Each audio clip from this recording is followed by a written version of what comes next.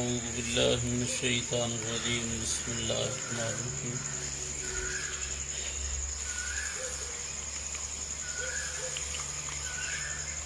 جامع ترمذی شریف میں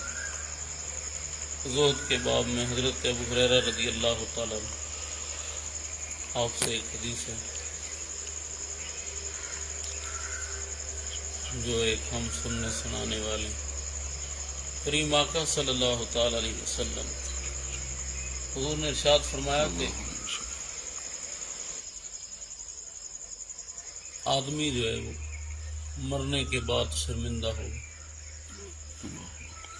مرنے کے بعد شرمندہ ہوگا۔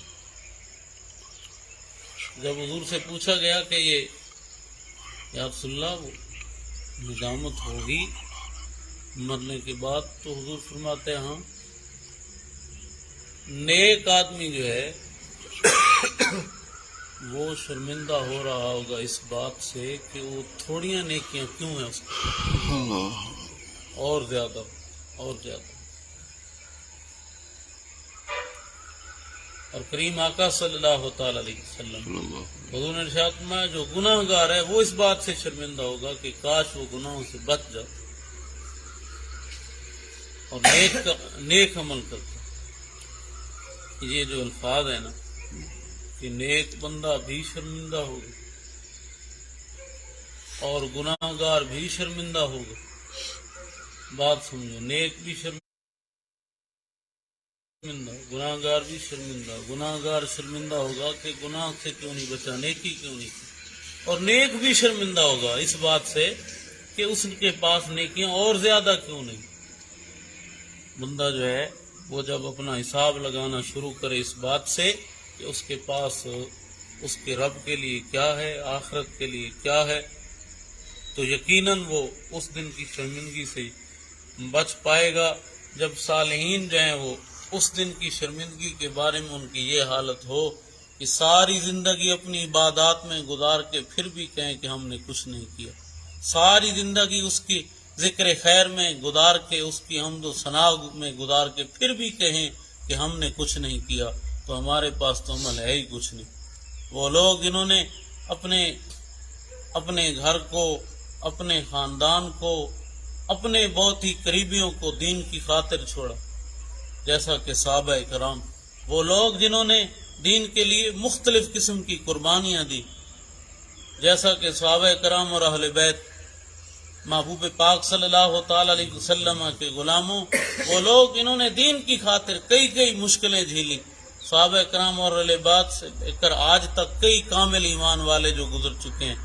تو وہ سب اتنی قربانیوں کے باوجود،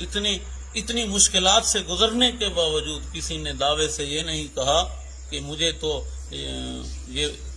دعوے سے کہتا ہوں میں کہ میں تو اب جنتی ہوں، جنت میری اپنی ہے، نہیں، پھر بھی اتنی نیکیوں کے باوجود، اتنی آزمائشوں کے باوجود، اتنی مشقتیں، مشکلیں جھیلنے کے باوجود پھر بھی رو کے دعا کر رہے ہیں کہ مولا ہمیں بخش دے، اے اللہ ہمیں بخش دے، اے ہمارے کریم رب ہمیں بخش دے، ہماری بخشش فرما۔ وہ پھر بھی یہ دعا کر رہے ہیں، اور اگر کوئی ان سے ان کی عبادت کے بارے میں کہہ دے تو وہ دل و جان سے ایک ہی الفاظ کے ساتھ بات کرتے ہیں، ایک ہی لفظ کے ساتھ کہ میرے پاس کچھ عبادات تو ہیں ہی نہیں ایسی جس کے بارے میں میں کہوں کہ اس سے میری بخشش ہو جائے گی، میری عبادات تو ایسی ہیں کہ وہ قبول فرما لے، بڑی بات ہے، وہ قبول فرما لے، بڑی بات ہے۔ اور جو عبادات کے باوجود، مشکلات جھیلنے کے باوجود، دین پاک کے لیے قربانیاں دینے کے باوجود جو لوگ ایسی حالت میں ہیں، تو ہمارے پاس تو کچھ ہے ہی نہیں، ہم نے تو دین کے لیے کیا کیا ہے، ہمارے تو وجود کا کوئی حصہ جو ہے اس ایک حصے کے بارے میں نہیں کہہ سکتے کہ دین پاک کے لیے یہ حصہ جو ہے کم از کم ہم کہہ سکتے ہیں کہ مولا یہ ہمارا ہاتھ ہے، یہ ہمارا بازو ہے، یہ دین کے لیے کام آیا ہے، یہ ہمارا وجود جو ہے اس کا فلاں حصہ دین کے لیے کام آیا ہے، دین کے لیے مولا ہمارے پاس فلاں آزمائش آئی، فلاں تکلیف آئی، دین کے لیے ہم نے برداشت کی، نانا، اور ہمارا ارادہ کیا تھا، کیا رب تعالیٰ جل شانہ کو پانے کا، اس کی رضا حاصل کرنے کا کبھی سوچا ہے؟ جس طرح بندہ حساب لگاتا ہے کہ میرے پاس دنیا کتنی ہے، میرے پاس جو ہے وہ